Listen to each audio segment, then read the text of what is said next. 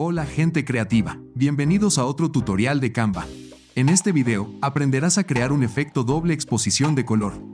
Así que asegúrate de verlo hasta el final. ¿Están listos? ¡Empecemos!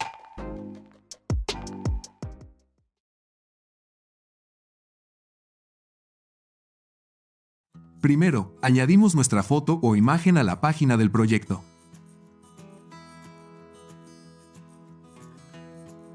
Y la redimensionamos y centramos.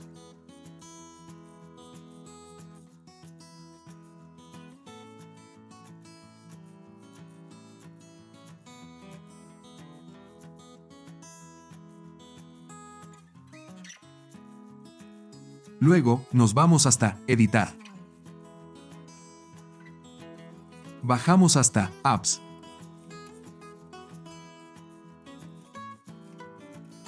Clicamos en Ver todo.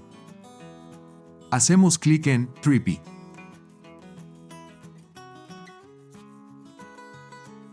Y seleccionamos la opción Split.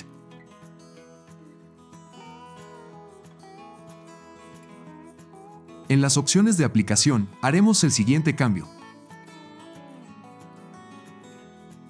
En RGB Shift Amount, lo cambiaremos a 0.8.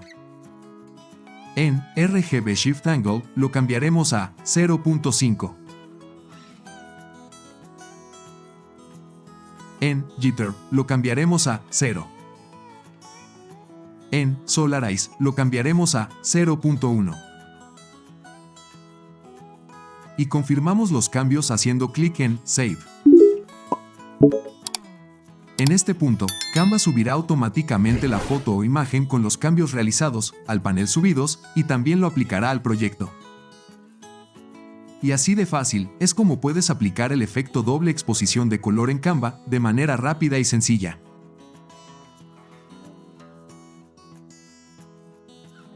Gracias por acompañarme hasta el final del video. Si te fue de utilidad, regálame un like y comparte el video. No olvides suscribirte al canal y activar la campanita para no perderte ninguno de los próximos tutoriales rápidos y prácticos de Canva que estamos preparando para ti. Si tienes alguna duda, déjala en los comentarios. Nos vemos en el próximo video. Hasta la próxima, gente creativa.